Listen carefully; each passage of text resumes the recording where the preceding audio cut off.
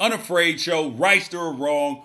Your boy's in town. It is Monday. We're super excited to have you. Thank you guys for joining me. Please make sure you swipe up, share the feed, like the feed, continue the conversation. The greatest Unafraid Show of all time is coming. So much happened over the weekend, and it didn't happen till Sunday. Well, aside from, the Las Vegas Bowl, which we're going to pretend like didn't even happen. Actually, we're not. We're going to get into that as well. But what we got up for you guys today, I'm George Reister, by the way, in case you didn't know. Who won? Who won the Florida State, Oregon debacle, head coach debacle? Who won it? The assistant coaches finally got resolved last night. Jim Leavitt inked a new 3-year, $5.1 million deal to be the defensive coordinator of the Oregon Ducks. So we're going to talk about that, break down who won and who lost, because I knew my timeline was going to be flooded. Actually, I knew it was going to be quiet, but I trolled them up anyway. The Florida State people who were like, oh, we're getting Jim Leavitt, this is a done deal. I knew that they were going to come back saying, oh, we didn't really want him. Oh, 1.7, too much. Not for that price. Knew that was happening. Going to break that down. The Carolina Panthers, their owner, Jerry Richardson is being, he looks like he's voluntarily selling the team, but come on, man. We all know the truth. These sexual assault allegations and racial stuff, they're not going away. And if you have dusty corners, they're coming out to come find you. Somebody's coming to come sweep them out. The Steelers and the Raiders both had, heartbreaking losses last night. Absolutely heartbreaking. Which one was worse? And the touchback rule, should that be changed? And also, should the rule about, should this catch rule be changed? How do you feel about both of those things? So we'll get into all that. But first up, we are going to start with the Oregon and Florida State. So who won and who lost the Oregon and Florida State debacle, the head coach debacle? So let's break this down.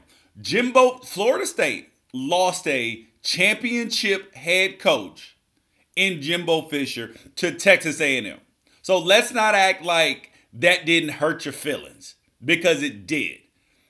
You thought you were superior to Texas A&M, and they stole your coach. That's what happened to Florida State. Florida State came and poached Oregon's coach, which Oregon was like, why would anybody want to leave this job? We got great situation. That hurt Oregon fans' feelings. That's the truth, because the man lied and all this stuff. So yes, it hurt people's feelings. So let's establish all the ground rules and just be honest about the situation. Because if we can't be honest here, this is the wrong place for you, because I'm going to keep it real with you. So both people's feelings were hurt. And Florida State fans, I tweeted out right after I announced that he was going to be hired. I also said that after they named Mario Cristobal acting head coach, I said interim head coach. I said that that the leaks about Jim Leavitt going to Florida State were on purpose by Florida State, because they really wanted Cristobal, and they wanted Oregon to name Leavitt the assistant head coach, the way they could get Cristobal immediately. That's the truth. That is the absolute truth. I knew that. So then Cristobal gets interim head coach. Florida State people are flooding my time like, oh, we wanted Leavitt anyway. You guys are stupid. You're wrong. Leavitt inks a 3-year, $5.1 million deal. And I knew what was coming immediately. That's why I tweeted out. I said, I can't wait to read we didn't really want Leavitt or Cristobal anyways. And we're way too smart to pay him that much money from salty Florida State fans. Here's the truth. Here's the absolute truth. Is that the price for assistant head coaches has gone up, especially good coordinators. If the price for head coaches goes up to $5.5 million, for a coach that hasn't won a national championship, hasn't won a conference championship, and hasn't won a bowl game, what do you think it's going to cost for assistant coaches? This is the truth. So let's not act like that this is miraculous behavior that's going on. This is like you're actually the fans paying Jim Leavitt's $1.7 million. I mean, come on. Just keep it 100. Were the Ducks desperate? Yes, the Ducks were desperate to keep Jim Leavitt. Anytime you lose a coach, the way that they lost their head coach in the time right before National Signing Day, yes, you're going to be desperate. Florida State was desperate for a head coach. So, like, let's not act like both teams were not in a desperate situation and desperate for Jim Leavitt as well. These are the facts. This is the truth. And, but who was the most desperate? Because are the Ducks desperate because they paid a top defensive coordinator $1.7 million, but Florida State isn't because they're paying a coach who never won a conference championship or a bowl game $5.5 million? Willie Taggart is a hope salesman. He is. He sells hope. He said he can recruit. These are the facts. But the question is, the jury is still out on him if he can be a championship head coach for Florida State. So don't act like you won the lotto. No, you just got a lottery ticket. Everybody doesn't get a lottery ticket, but Florida State got a lottery ticket. Question is, can they win the lottery with that lottery ticket? So, overall, I would say, who won this? I would say that Oregon so far, I would say that they both won on some level, but Florida State won the first round. They won the first round because they got the head coach to replace Jimbo Fisher. Jimbo Fisher was a championship coach. Oh, he didn't win without Jameis Winston. Yeah, what are you talking about? He won 10 games every single year he was there except for this year and another year where I think he won 9 games. I mean, come on. Like, let's be real about Jimbo Fisher. So Florida State won the first round because they got the head coach that they wanted in Willie Taggart. They got the hope salesman. This is the truth. Oregon won the second round. They kept Cristobal. They kept Leavitt. They kept Arroyo. And they're going to keep the recruiting class together. So Oregon won the second round. Now, who wins the third round? Who will determine who won the third round? It is going to be the first one to win a national championship. That's who's going to be determined to win. Because Willie Taggart can be successful at Florida State if he hires a defensive coordinator and an offensive coordinator to call plays. But he's not going to do that. He's not going to do that initially. So he's going to learn the hard way, especially offensively. And the Ducks on the other hand, are going to be in good shape in terms of recruiting-wise. If you have talent, it makes up for some deficiencies in a coach. Because Cristobal's first-time head coaching in a while. So he's got some growing pains, some learning to do, and he's going to be on somewhat of a short leash. But Leavitt, though, I mean, when you have great assistants around you, you have a shot. So my edge goes to Oregon to begin with in this. That's where I think the edge lies. And then Florida State fans were also talking about, oh, we didn't want Leavitt anyway. How about the Boise State game? Did you watch the bowl game? Oregon's offense did not cross the 50-yard line until halfway through the third quarter. The defense scored 2 times and defended against they forced 3 turnovers and had to defend against 4 turnovers by the Ducks. I mean, I don't know what else you want the defense to do. They gave you a shot. They gave you down by 10 points at halftime and then got 6 consecutive stops. No, Jim Leavitt is the deal. So let's not act like you didn't want him Florida State. 100. Like let's just be real. Enjoy your Independence Bowl game. And here's my other thing about the Oregon and the Las Vegas Bowl. Is that I thought it was bad. Like, it's a bad deal. It's a bad deal when you have a coaching staff who was in flux at the time because the kids didn't know whether Jim Leavitt was going to stay or leave.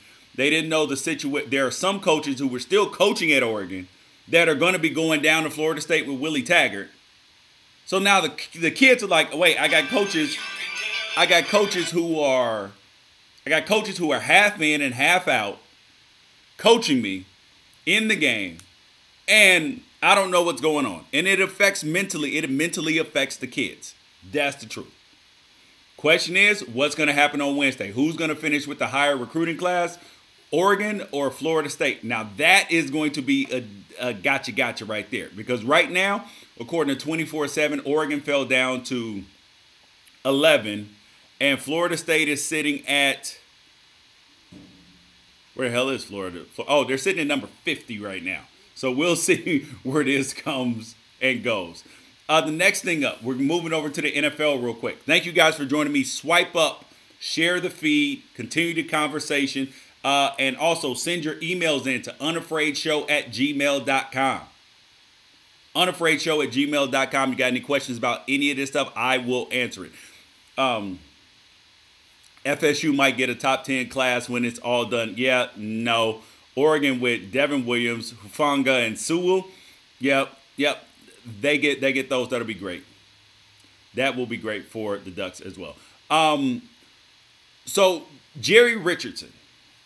Actually, we'll go to the Steelers and the Raiders first. The heartbreak that happened last night. It was tragic losses for both of those teams. I don't even know which one was worse. So I put out a poll on Twitter because the Raiders, they lost because of a touchback. Derek Carr's running down the sideline, tries to stick out the ball for a touchdown, and yeah, it didn't happen. Ball goes out of the back of the end zone. Raiders lose. My wife is upset. She's a big Raiders fan. Her heart is just broken. Steelers fans, they are beating the Patriots at the end of the game. Jesse James catches the ball, dives, sticks it out. No touchdown because the ball bobbled. The truth of the matter is, neither one of those things was a touchdown. They weren't. You know the rules. You know what it is. Should the rules be changed? Absolutely not. The game is hard. Catch the ball. Does it suck? Yes. But did Jesse James catch the ball, get his knee over, and have the ball, drop it? You know what the rules are. You know what the rules are. So stop acting like hindsight you want to make the game easier. The game is hard. People find a way to get it done every day. So I'm not the guy that you're going to be sitting up here, that's going to sit up here listening to you crying and complaining about the rules. The Steelers did have a second chance, and they did blow it. I mean, come on. I mean, what else do you want to... I remember my mom was like, one time a couple years ago, my mom, it was a non-catch situation. She was like, oh my God, he made a heroic catch. He jumped up one hand and he just didn't get the second foot down because he got pushed out. That should be in. I was like, yeah, no, Mom, that's the rules. This is a hard game. It sucks. I mean, it's a game of inches. You got to hold on to the ball. But the Raiders one, I think, was more impactful, the touchback, because you hear people, if the ball goes out of the back of the end zone, then it's too big of a penalty for it to be a touchback. Go back to the other team. No, it's not. Don't do it. I mean, it's like saying, the penalty for breaking into a house is way too severe. Let's lessen it because the penalty for something else is not as bad. No, you know the rules. Don't do it. But the Raiders' loss was more impactful because while the Steelers-Patriots game is going to affect the 1 and the 2 seed in the AFC, the Raiders may not make the playoffs. They're all but out of the playoffs at this point in time. With 2 games left, sitting at 6-8, Raiders are on the way home. So, let's not act like that theirs was not more impactful. And with the way their season is gone, the way Derek Carr's season is gone, that was apropos. That was very, that right there was, signified the Raiders season. And so I thought that they had a worse loss than the Steelers. However, the Steelers' loss was probably like more heartbreaking because not only do you not get the touchdown that you thought that you had, but then you turn around and screw it up the next play, and then you got Bathroom Ben talking about, oh, well, I got the play in from the sideline. Yeah, you might have got the play in from the sideline, but guess what? When the dude isn't open, throw it over his head. Throw it out of the back of the end zone. Live to fight another play. Kick the field goal next play. Come on, man. Come on. But should the rule be changed? No. And Dez Bryant, I actually thought, here's what I believe. I believe that that Jesse James's catch yesterday, catch 9 touchdown, was more of a catch than Dez Bryant's in the playoffs versus the Packers when he was with the Cowboys. That one where he's reaching out, trying to reach for the end zone. That's what I thought. Because Jesse James, nobody was touching Jesse James. Dez Bryant had to jump over his defender. Defender touches him. So that seems like more of a non-touchdown to me because he's being contacted by another person, which could have impacted whether he caught or dropped the ball on some level. So that's what I believe. So Jesse James caught the ball, knee down, stretching out the football to get a touchdown, and the ball crosses the plane. So do I believe it should be a touchdown? Yes. Is it a touchdown? No. Should they change the rule? No. I mean, like we're getting into splitting hairs. We split them any further, you're gonna have a not. I mean, how the hell are you gonna be able to play the game? We're gonna get to. We saw a measuring stick come out last night, a piece of paper determining a first down. I've been watching football for damn near my entire life, and I've never seen a referee pull out a piece of paper and be like, yep, that's a first down. No, I've never seen that. But it was great, and it was drama, and it was Cowboys. And the Cowboys won, so I'm going to agree with Skip Bayless. And how about them Cowboys? Because I do like the Cowboys, even though I love to hate on the Cowboys, too, at the same time. It's weird. It's weird. But the paper was excellent. The paper was great. That was one of the best things. Another thing going on with the NFL is, so Jerry Richardson, the owner of the Panthers, sexual assault allegations. Then he's being investigated for that. The team was going to investigate him for it. Then the NFL decided to investigate him for it. And now he's selling the team. You know what's interesting about that? Not so much what happened. It's the fact of who wants to buy the Carolina Panthers. P.Diddy tweeted out, I want to buy the Panthers. Wants to be the first black majority owner. He's worth $820 million plus. And then guess who chimed in? Steph Curry, who goes out there beating the drum. So he's the guy. The most important guy in that situation is Steph Curry. Because Steph Curry is a Panthers fan. They have him down on the field. People are going to love him. So the question is, will the NFL ownership approve P. Diddy to be an owner? That's a real question. Because NFL's never had a black majority owner. People cry racism. People cry all this stuff about the good old boys network that you can't get in. So will they, amidst all the protests against Colin Kaepernick not being in the league, will the NFL owners be willing to risk P. Diddy as their owner? He's a music mogul, money-making mogul, bring more eyeballs to the league.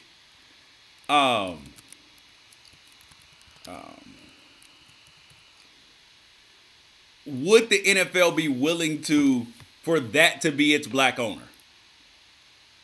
Would they be willing for P. Diddy to be their first black owner? Because he's outspoken about things. He would sign Kaepernick. And Steph Curry has been outspoken about the president. Didn't get invited to the White House. Said he might not go. So you're going to sit up here and tell me that the NFL owners who Jerry Richardson. Sorry, Jerry Reese was the black GM from the Giants. Jerry Richardson.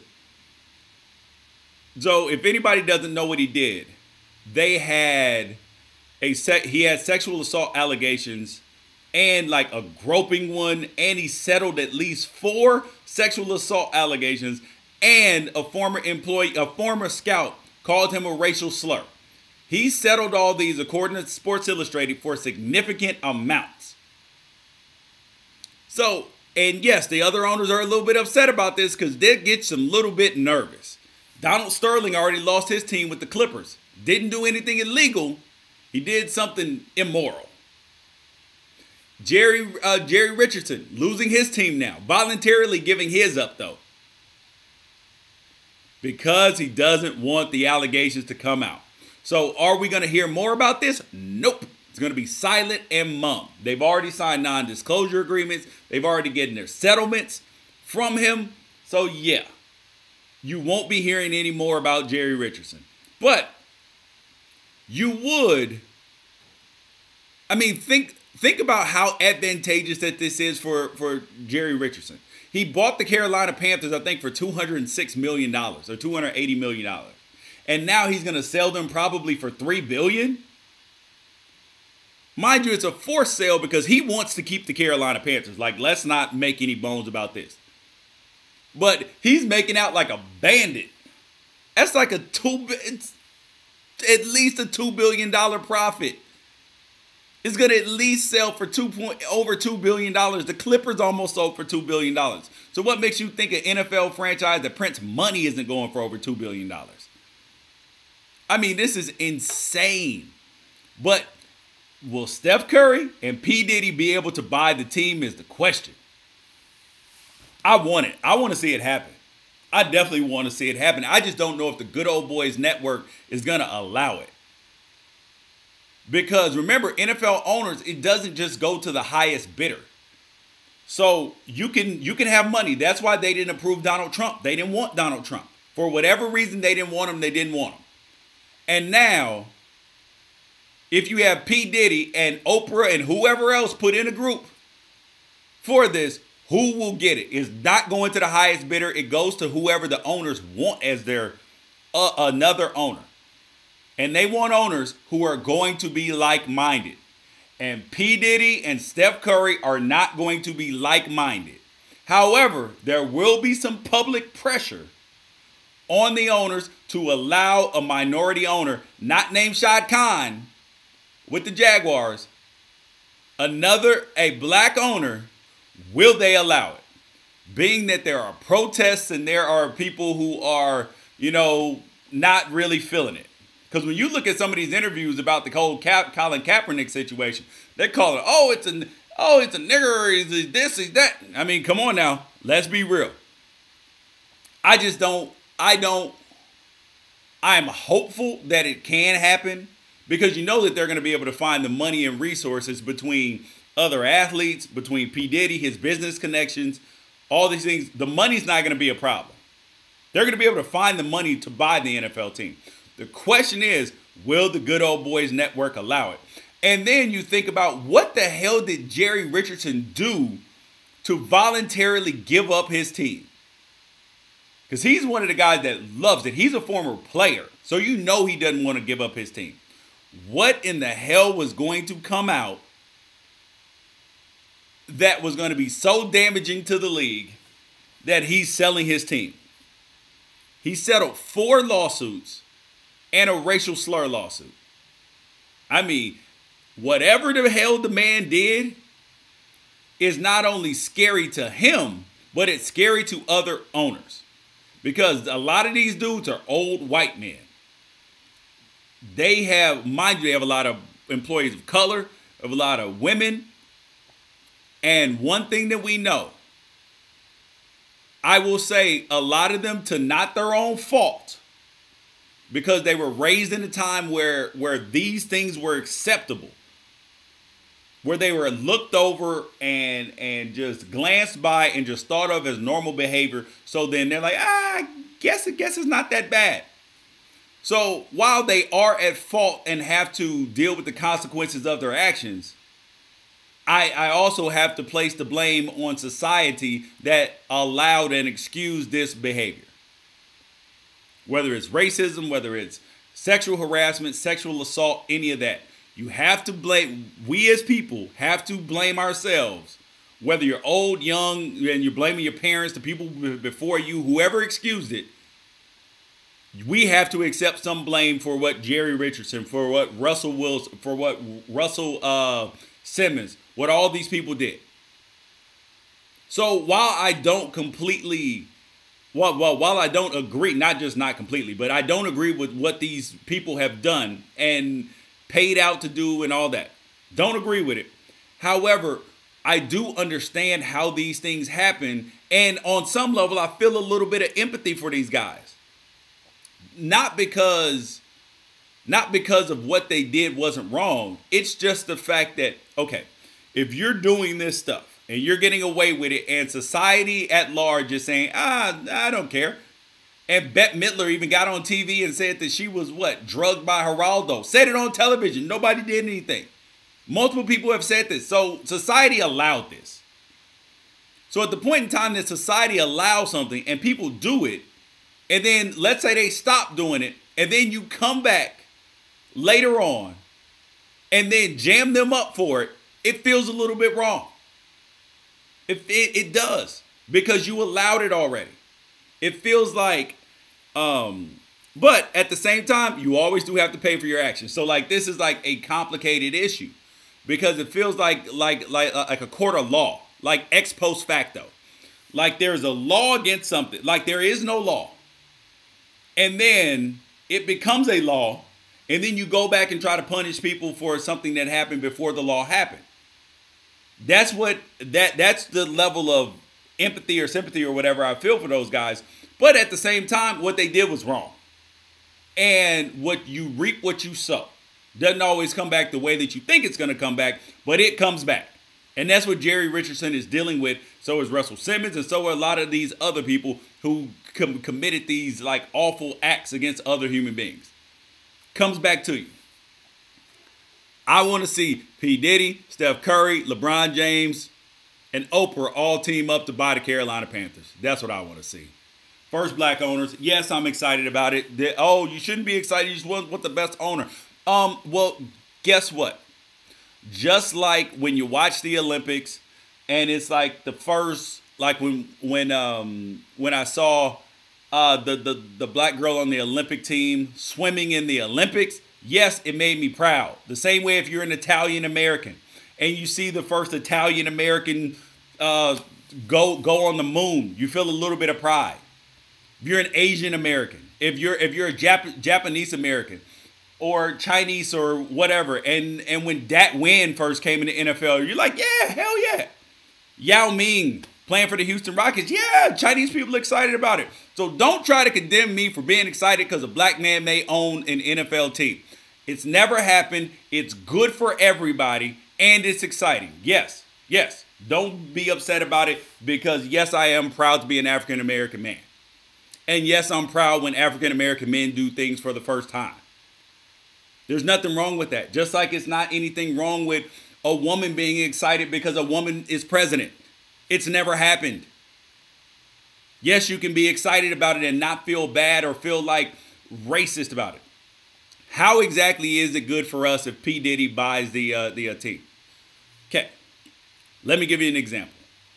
Why it's good for everybody if P. Diddy buys the team is, let's look at Blockbuster. Blockbuster, who was a huge company. You had to go to Blockbuster if you wanted to watch a movie. Before Netflix and streaming and all that stuff came out, they had a board of directors. Their board of directors' average age was like mid-60s, upper 60s, all white men. They had some young cats come in the boardroom and tell them, you know, there's this stuff called DSL that's coming out. Streaming may become available. Oh, no, no, no, no, no, no. We don't want to hear it. Fast forward, Redbox comes out, Netflix comes out, Blockbuster out of business. It is important to have diversity because it allows that diversity of cultures, diversity of sex, diversity of all that. It allows independent thought. These people think alike. When you come from similar backgrounds, similar circumstances, similar lifestyles, there is no diversity of thought. And the NFL is suffering from an entertainment value. P.Diddy's an entertainer. All the games, the reason why the ratings are down is not because of protests. The ratings are down. The same reason why the ratings are down in college. Competition. There is not as much competition as there was. And the games aren't as entertaining. And in pro football, there is more, in pro football, there is more content than there is demand. Because people are not missing out. They're watching games on their phone, they're streaming, and they never miss anything important. That's why. That's why it's good for the league if P. Diddy and Steph Curry and all of them get to buy the team. So what we've covered today, people, we covered heartbreaking losses in the NFL with the Raiders and the Steelers. We covered Jerry Richardson having to sell his team from the Panthers, maybe to P. Diddy and Steph Curry. I love it. And we also covered the Oregon Ducks and the Florida State Seminoles, who won. Said the Oregon Ducks have won so far. However, the jury's still out on both of them. I'm excited about it. Thank you guys for joining me today. Unafraid Show, right or wrong. We will catch you guys tomorrow. Or if something, great or serious happens for the rest of the day. If not, peace out. Oh, you guys make sure you swipe up, share the feed, unafraidshow@gmail.com.